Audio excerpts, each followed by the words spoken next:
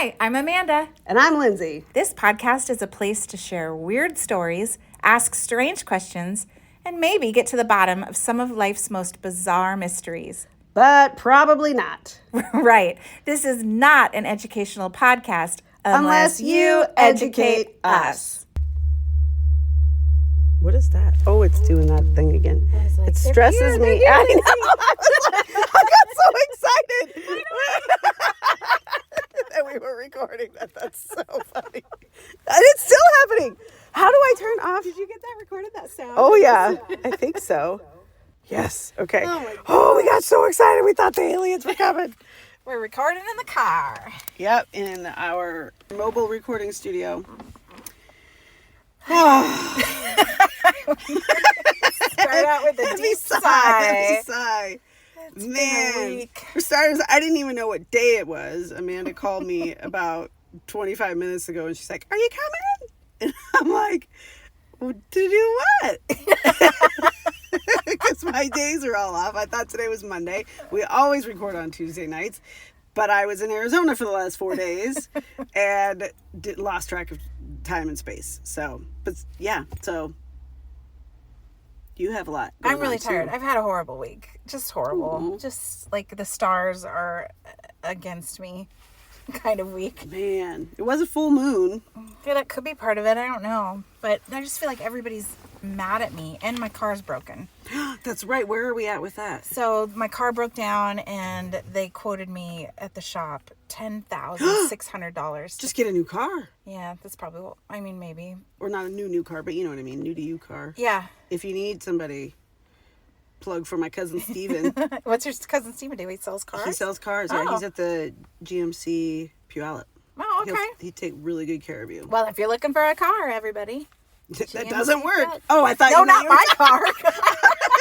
I was like, we should probably put a disclosure. Amanda will be selling a giant paperweight. Hold down all the papers of all the world. Yeah, Oh, so God. that's super stressful. And I'm sorry. then just feel like just everybody's mad at me, and I don't even know why. It's like being in the Twilight Zone. So the story is, we had a stray cat come into our house 1.5 years ago, and we tried to find the owner. We hung posters, posted on the community Facebook pages. We took the cat to the vet, and it did have a chip, and we were calling the person on the chip, and they never replied. We really did our due diligence to find the owner. And then we were like, well, I guess we're taking care of this cat. You know, we all kind of like... Right. You're not just going to put the cat back outside. No. So and then we fell in love with it. We absolutely fell in love with it. But last week the cat ran out the door, and we haven't seen it since. So she's like this little escape artist. She's just like, I don't even know how she got out. But she's not in the house anymore. And so we did the same thing again, where we like hung posters, posted on the Facebook page, you know, has anybody seen this cat? And someone replied, and they're like, that's my cat. Well, where you been for the last 1.5 years? Yeah. So Ay. So we finally found the owner, I guess, but now the owner's really mad. Like from her messages, she just sounds really mad. And I think she thinks I have the cat because she keeps saying like, give me back my cat. I'm like, She's not understanding. You've showed me the texts and you've showed me the exchanges, and she's just not understanding that you had the cat, tried to give the cat back, just took care of the cat for 1.5 years. The cat escaped. You're looking for someone else's lost cat at this point. Yeah. And she thinks you are holding it hostage. Right. So now I'm trying to help her find her cat, and we've even changed all the posters to have her phone number, so someone, if they see it, they can call her directly. She still seems upset. She contacted like the admin of our Facebook group, and the admin wrote to me, and she's like, you know, you need to give that woman her cat back. And I'm like, I don't have the cat. Like, what are you not understanding? And then the admin's like, well, I'm not taking sides in this drama. You just did. Yeah, but there are no sides. There's no sides. You're on the side of the cat. I'm on the side of the cat and the owner. I will get it back to the owner if I see it, but I haven't seen it. What if the cat was never this woman's cat? It's possible. But this I woman don't know. is just bonkers. Now listen, I'm going to totally misattribute this quote, but I think it was Socrates. Could have been Aristotle. Could have been a non-Greek philosopher. But the quote is something to the effect of, The greatest argument against democracy is to have a discussion with an average voter. Oh my gosh. Just talk to the average person who's going to be voting, and you'll realize, ooh, well, this lady sounds like Exhibit A. Yeah, I mean, I don't know She's her. not reading, she's not comprehending, she's not presuming goodwill. Yeah, she could have thanked me for taking care of her cat for Right. a year and a half. She could have said, "Oh, I'm so glad that someone nice took care of her." And then fell in sympathize love with her." your family too. Like, Yeah, we're she grieving. supposedly was grieving this cat, but so are you. It was We your are. cat for a year and a half. Yeah, and I haven't said any of that to her because I don't want to make things worse. I don't want to incite her more than she already is. But yeah, that's the truth. Is like we're grieving. Yeah. I'm sorry. That's you. That kind of thing seems to happen to you way more frequently than for the average person, and you are the nicest person on the planet. When someone's upset with me, I wish people knew what it did to me physically, because then maybe they wouldn't get so upset with me. But when someone's upset with me, it eats away at me. I can't sleep. I'm not eating. I'm not functioning right. I'm not myself. All I can think about is how someone's mad at me, and I'm didn't do constantly anything. reflecting, like, what did I do wrong? What am I missing? What did Yeah. should I have said it a different way? I don't know. It just really eats away at me. And this week is one of those weeks where there's multiple people who are like mad at me over something little, and I'm like, I wish you knew. I'm sorry you're mad at me. You can be mad at me, but I wish you knew how hard it was on me. And I think when everybody, regardless of what people say, I think the majority of humans want to be liked. And so then when you aren't feeling liked by someone or in good graces with someone, then it does upset us. It bothers us. It niggles at us to varying levels. Yeah. And that's where most of us have some sort of role, maybe not an equal role in the disequilibrium in the relationship, but we have a role. And so even with that role, like, yeah, I know I screwed up here, or being self-reflective about stuff. Yeah, I should have said this differently. It still eats at you when you know you had an equal role. And you, guys, I'm not just fluffing Amanda's feathers. Amanda is the nicest, most reflective, thoughtful, compassionate, caring person I've ever met. And so it just makes me want to light a sword on fire and just go start slaying people for their just tremendous insensitivities and ignorance and general a-holery. Yeah. Thank you. It's nice of you. Yeah. So just be kind, everybody. Even if you're mad at somebody, you can still choose to be calm and kind about it. Yep. Dig deep. Sometimes I got to dig real deep. And it's not always a success, but yeah, I mean, everybody is fighting some sort of battle, and we don't know what each other's battles are, but to everyone, their battles are valid, right? They're their own experience, their emotional reaction to the battles they're fighting may be just as extreme, though their issues may seem simple to us, right? Yeah. So even if we knew what the battles are, we might think, oh, come on, that's nothing. That's, first world problems, or whatever the case may be. Yeah. But to each of us, it could feel insurmountable in the moment. So it's good to keep things in perspective, but it's also good to realize we all are living the human experience, and it's hard. Yeah. And you didn't realize you were coming to a therapy podcast tonight. Well, You thought it was going to be about aliens. there we are. Thank you. You always make me feel better. And these recordings are fun, and I brought fun stories today Ooh. because I They're needed always it. fun. Yeah, but I really needed it. I mean, there was Just that silly. one that was like super scary. That was awful, but no one's going to hear it. No one's ever gonna know. Our podcast last week with Ryan was one of I think it's one of the best It was ones that fun. we've done. So thank you, Ryan. Yeah, that was awesome. Okay, I've got 2 stories today. They're short. We're going to talk about dancing. Okay, I'm ready. I've been watching Dancing with the Stars. I haven't been watching the last few seasons, but you and I went to the Dancing with the Stars tour live once, and my mom's really into it, and I was just visiting my mom in Arizona, and we watched, it must have been the semifinals or something. Are you watching it now? This No, season? I mean, I don't know if it's current. My daughter and I just found it on Netflix or whatever. Playing around. Okay. Yeah, I love Dancing with the Stars. Yeah, It's but I so like good. even more So You Think You Can Dance. Oh, That's yes. my favorite. Well, so one. many of the professional dancers on Dancing with the Stars Yeah. came from So You Think You Can Dance. Oh, that's cool. Yeah. Good. They need work. They're all incredible. Okay, so we're going to talk about this crazy story about dancing. Oh, yeah. You know it. I think you already know it. Yes, but I'm excited to learn details. So I'm going to take everybody to the summer, July of 1518. We're going to... That's a long ass time It's a long time ago. Okay. But we're going to Strasbourg, which was part of the Holy Roman Empire, and it's now part of modern-day France. So that kind of helps you think of where we're traveling. Yeah, I mean, this is 100 years before European settlers started taking up shop on our eastern seaboard. So this is a long time ago. Yeah. All right. Have you ever been to France? No. You want to go? I mean, I wouldn't turn down a free trip to France, but it's not top of my bucket list. Yeah. No, we're going to Europe this summer. I've been to Spain. I've been to Portugal. I have not been to France, but I know a lot of people who have and love it. It just doesn't call to me, really. I don't know why. There's no reason for it. It's amazing. It's an amazing country with amazing history. But, yeah. That's okay. I'm kind of the same way. I know it would be incredible to see anywhere in the world other than Disneyland, but every time I'm like think about traveling, I just want to go to Disneyland. It's a known comfort. It's like like that security blanket. Like you know you're going to have a good time. You know what you're going to get. And sometimes with traveling, well, every time with traveling to new places, it's a crapshoot. Right. You don't know exactly where you're staying. You don't know exactly what you're going to be eating or if you're going to be able to travel from place to place without major incident. It's all very unnerving, but it's an investment in anxiety for hopefully strong family memories. Oh my gosh, I want that on a shirt. Invest in anxiety. I'm a very successful anxiety investor. Ask me about my portfolio.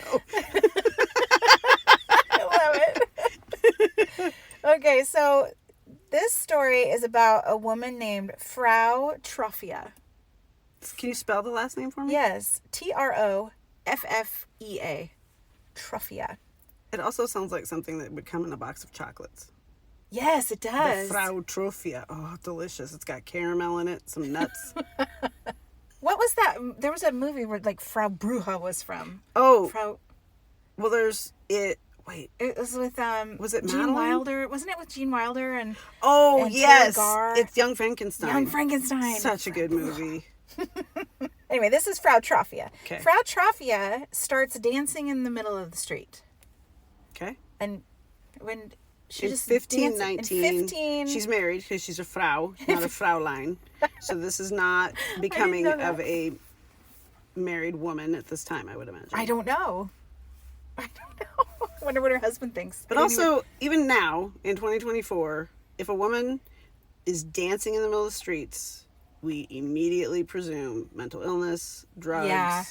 And she's dancing. And this isn't like a little jig, like a little Fortnite dance, but she is like full on spinning, twisting, like intense flash style, just flash dance. Like she's dancing. She's like angry dancing, like Kevin Bacon in Footloose. We call it angry dancing in our house. Angry dancing. There's a whole therapy world in you're that. You're so mad, you just gotta dance and kick in a barn. I love Footloose. It is so good. So that's what Frau Troffea was doing. Okay. Strange. Did she gather a crowd right away? She did gather a crowd because she was dancing for hours without stopping. And witnesses... That's going to wear you down. Oh, I'm sure. She had to be exhausted. Witnesses reported that she looked out of her mind. Just like you said, like they probably thought she's dehydrated.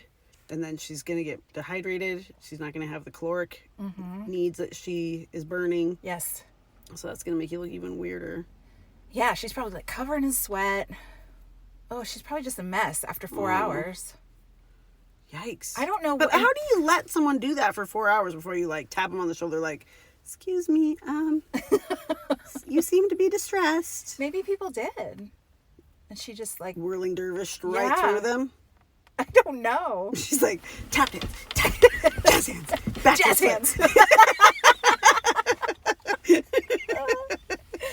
Oh my gosh. I don't know what makes somebody dance uncontrollably like that. I'm guessing. Well, I know what history says, but I don't know if I buy it. So. What does history say? Well, it's the ergot poisoning. Is that this one? Oh, yeah. Well, it's one of the theories. One of the theories. We'll get to it. Okay, yeah. So I think, I mean, good golly, Miss Molly. It makes me think of demonic possession. Then I've heard about this ergot poisoning, which is like the moldy bread that has the toxins in it that drive you wild, drive you mad. Yeah. But I have eaten some moldy stuff, including moldy bread. Ew. I know. Listen, the Costco muffins do not last as long as you. They don't. They think really they don't. should. Yeah. So they have these new smaller versions now. I'm not sure you're aware. You can no longer get 2 6-pack of muffins at Costco. Oh. The big jumbo ones. They're now like 8 smaller ones, and you don't have to buy 2 packages of them. But we did. We got, because you have to have 2 flavors. So we got like the pumpkin something and the pumpkin streusel, I think, was one, and the blueberry muffin was the other. Well, I'm thinking it was probably day 5 of muffins. To me, a package of muffins should last a week. Yeah. I think it was day 5, and I took a blueberry muffin in the car to work, and I was about halfway through, and I was like, Ooh, this... Then you noticed it was covered in mold. No, I didn't. You couldn't see it, but Okay. you could taste it. Ew. Yeah. Oh, it's so gross. But I did not start dancing wildly when I got to work. No. So I'm not convinced that mold... How much mold do you have to consume before that could be triggered? Have they tested this on rats? Have they, in the rats start? Tap dance. Oh, I want to see rats jazz dancing. hands. Yeah, like in Coraline. Okay, keep going. 'Cause Okay. Well, it gets worse. It gets worse. So, Frau Trophia did not stop dancing. She danced for days. What? Without sleeping, without stopping. I'm assuming she kind of like ran out of steam as the hours went on. Sure. And by the end, maybe she's just kind of like I'm upset with her something town. I'm upset with that. that nobody helped her. Somebody should have taken her, a physician, a priest, somebody should have taken her in and like restrained her gently so that she could just try to rest. Like, just get her prone, like get her lying down, give her some fluids, make her eat something. Right. But nobody did that. But No. there's a lot, I like stories with a lot of evidence. Yeah. There's a lot of evidence about this actually happening because all the people, there are lots of people involved, lots they of all authorities like, and stuff, wrote and they all down there. wrote about it. Wow. But I don't know that they specifically wrote, like, we tried to help her. It seems like you would include that if you did. Because Yeah. you wouldn't want to look like a jerk 400 years later or how many, 500 years? Where are we in time? We're in 500 years 18. later, yeah. But it gets weirder Okay. because people start joining in with her. First, it's a couple of women, which I find interesting. It kind of reminds me of like women, just like witchy outside, just dancing and feeling the movement and just being upset with your life and just being like, I'm just gonna dance. F it all. I'm gonna dance it off. I'm tired of selling eggs here in the market. Apparently, this is how we're dealing with this crap of the 1500s now. Yeah. So first a few women joined in, and then a few men joined in, and soon they report that the whole street market, like around the bread bakers and the egg sellers, like the whole market of people are dancing, twisting, stomping, shimmying together. Shimmying. There's no music. There's no rhythm. People are just dancing. A whole town. Is it like, you know how like there's that study that they've done where if you get into an elevator and you face the back wall of the elevator like a weirdo, everybody will get on and pretty soon everyone will start facing the back wall. Oh, I want to try that now. I've never heard of that. Yeah. I would probably not get on the elevator if I saw somebody standing like that. And you just saw just one single person, that would be really scary. Yeah. But if you saw a whole group of people looking at the back. Also not getting on that elevator. Something is up. goodness. I would be waiting for the candid camera, gotcha moment. Yeah. So, but people will. They'll just get on and then they just do the same thing. What is it called? Like a group think or a group mind? Yeah. Like hive mind. Hive mind. Peer pressure, like you just assume that the crowd around you knows what they're doing. It's like if you go out in the middle of the street and you start pointing and looking, everybody will do it. Everybody will pull over in their cars and start doing it. It's true. I'm kind of thinking of like if you go to a festival, it's like a community festival and there's music, and the one wacky dude gets up there and starts dancing first. Pretty soon he breaks the ice. Yeah, breaks the ice. And he get the dances little kids like, next. He dances like nobody's looking. Yep. And then more and more people will go out and dance with him. Yep. So that It maybe normalizes it. Yeah, maybe that's what was going on. But they reported that most of the dancers weren't having fun. Instead of being like a happy flash mob, it was like a scene from a horror movie. Oh. Has there been any movies made about this? Oh, I don't know, but come on, we got to write that don't movie. take our idea. This is me and Lindsay. We're claiming it right now. Trademark. Trademark. We're writing this movie of this horror movie. Dance to Death. Yeah, it was like a horror movie because people eventually started collapsing from exhaustion. Some people had seizures, and some people even died. They danced themselves to death. This is what the father was afraid of in Footloose. It was. That's why he made it illegal. I think it was really drinking and sex, but we could pretend that it was a fear of mass hysteria and death. Wow. So the authorities, there were authorities who like came and they recorded this, but they, of course they don't have the most cutting edge. It was 1519. There's 1519. They don't have GoPros or anything. Yeah. So the local clergy is like, it's demons. The whole town's been possessed. And they're the ones who are also recording history. Yep. For the most part. So. Yeah, you're right. So that was definitely like some of the documents were about this whole town being possessed by demons. Some people suggested they were victims of a curse. Like, a lot of people believe in witchcraft at this time. Oh, yeah. They thought it was victims of a curse or a divine punishment for their sins. Yep. It gets even weirder. The story gets even weirder. It's pretty weird already. So the local authorities, this is like the priests, the town leaders. Do they have like a, what would you call that? The town, what's that called? Like the officer. There's a word sheriff? for it. Like a sheriff? Yeah, that's the role, but constable. Constable. Is there a constable or something? I don't know what they had in 1518, but there were, I guess they have some kind of equivalent to like sheriffs and mayors and... Sure. And I'm sure there were some sort of doctors or... something. Medicine people of some kind. Yeah. So those are the people who got together. They like get their heads together and they like, okay, we got to problem solve. Let's have a problem solving meeting. And somehow they come to the agreement that the solution is to have them dance more. Like dance the spirits out.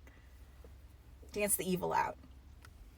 Okay. You're making a face like you don't buy it. I just feel like that's like telling an alcoholic like drink more. The solution is drink more. Anything that's an unhealthy habit or unhealthy activity, typically doing more of that unhealthy thing is not going to solve the problem. Right. I can't even think of a case where it would. No, I can't either. Well, and so at their little problem solving sesh, they were like, we could do bloodletting. That was an idea on the table. Classic, yep. That's a bloodletting. Special prayers. Sure. But no, they decided on dance it out.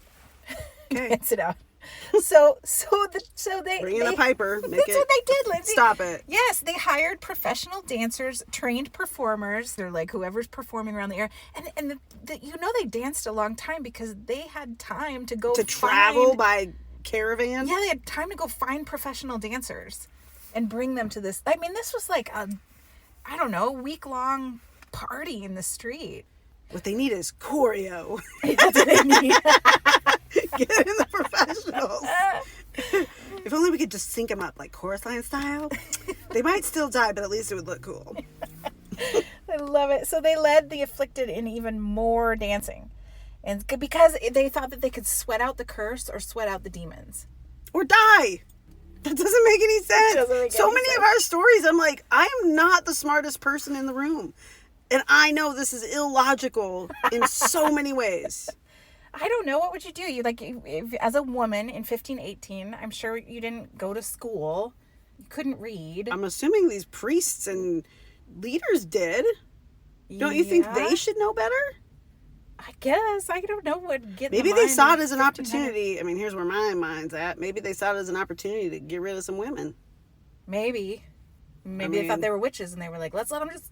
We don't have to bother with burning and drowning. Yeah, they'll kill themselves. Let's let them dance themselves to death. But there's men involved too. Yeah, men were dancing too. It's really interesting. It does make me question the motives of the leaders of that. Like, did they secretly want all these people? Like, were they gay men and women? And they were like, you know what? Let's just let this play out. What if they planted that original woman, Frau, what's her name? Frau Trophia? Maybe she was a plant. And they knew from about the church. This groupthink phenomenon. Yeah. Wow. That's quite a science and social experiment. I didn't even think of that. That's not on my list of possible ideas. We may have just solved a case. Here's some other theories. So historians today, they're calling this a mass psychogenic illness or a mass hysteria. Okay. That's where a group of people convinced themselves that they had to keep dancing due to the extreme stress of living in these times, right? Like there's famine and plague going on. So maybe, That's so dumb. I'm just going to say it. That's dumb. people do not, like, okay, well, pause. Because we do have the blues, right? Yeah. So the music style? entire musical genre of the blues is born out of suffering. True. And it's an incredible art form. True. So there is that. So it's possible, sure, people are going to start dancing as a way to distract themselves from their woes. There's a part of me that could get behind that. Right. But to the point of, like, suicide in some cases, that would be suicide. That would be a chosen... Right, because you're choosing not to stop. Yeah. That's where the human body and the human brain want to persist. We want to survive. So that is a strange way to go, just to decide I'm going to dance myself to death. It's not how I want to go. No. I don't like sweating. I don't like sweating at all. Not even for 5 minutes, let alone 5 days or weeks or whatever it was. Some historians think that it was ergo poisoning, like you said, or ergot, or ergo.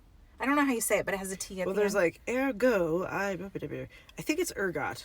But Okay. It could be ergo. I don't know. Doesn't matter. It's a moldy-based poison, right? It's a fungus that grows on rye, and it can cause hallucinations and muscle spasms. So I think the muscle spasms is where I they're think that's a strong theory. pulling that out. But But I it would also only think there's count- extra factors. I think it's a compound factors thing. Yeah, because I think if it were ergot, it would probably only apply to this first person who started it, like Frau Trophia. Maybe she ate the moldy rye. And then, but it doesn't explain why everybody else was Unless jumping that's in. what everybody's eating. Because it is like a small little town, right? They're all in their town circle buying from the same vendors. They're at the market. So the bread vendor with the ergot in it. They'd could all be right eating that there. same bread if they bought that. If they're eating bread, they're eating Yeah. the same bread. So now I'm thinking it's the bread seller who orchestrated the whole thing. And he's like in a cahoots. psychopath. Yeah. He's in cahoots with the clergy and the government to get rid of some pesky females. Conspiracy. And then, of course, other people thought it was actually victims of a curse or demons. Lots of theories out And there. who knows, man? I've seen weirder stuff. Could be. So not surprising to anybody, this cure didn't work. The cure of them I'm shocked. dancing it out. And it went on for a whole month. And they have lists of documentation of people who died from dehydration and exhaustion. They lasted a month? They were dancing for a month. I don't know some if of the Frau Trophia same made it a people, month. or did it did they die off in waves? But the last of the people were still going a month. It's not really clear, but And then what happened I'm dying to know what happened at the end of the month where it just stopped. It just stopped. That's what the reports say. They're like, we don't know how, we don't know why, but one day it just stopped. You got a puzzled look on your face. Yeah, I'm it very is puzzled. puzzling. I don't put a lot of faith, or I don't put 100% of my faith into, well, really anything that's written, but especially if it's written so long ago. Mm-hmm. What was the actual account? Right. What really went down? Right. Was it really this many people? Was it really this dramatic? Did it really go on this long? Yeah. Or did we do this did the church do it for attention? Did they do it as a, I don't know. I didn't even think what of are that. the So, yeah, motivations? maybe the recordings, like you're saying, are not accurate because those people doing the recordings wanted attention or wanted And people love drama, as we've drama. discussed. We just talked about that. People love to be a part of drama. That's possible. We're coming up with some smart stuff, Lindsay. I'm super proud of you. Thank you. I'm You're proud of welcome. you too. You're High welcome.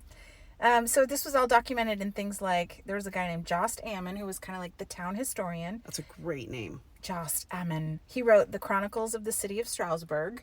So he was chronicling things. Chronicling it. Yeah. Committed. It was also written in the physician's account by the physician. You were right. You said there was probably a physician. There was. And he's got one name. You know, I love one name people. Mordred. No, it's Paracelsus. But Paracelsus. can you spell that one for me? P-A-R-A, para, and then C-E-L-S-U-S.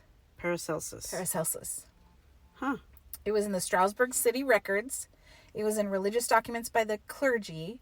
And it was also documented in a letter from the Bishop of Strasbourg. Okay. That's a lot of people. La. All men. All men. But That's a significant number of people who took time out. And you got to think, too, like, they're writing with, like, a quill and ink. Yeah. So And they I took always the time. say, God, can you imagine your grocery list?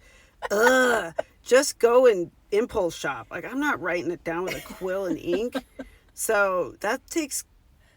I think if this hadn't happened, I can't imagine why that many people would take pen to paper. It just fascinates me. And it's not the only documented case about mass dancing outbreaks. So there were several other incidents in Europe during the Middle Ages, but this was the most intense one with the most people in the longest amount of time. The Strasbourg.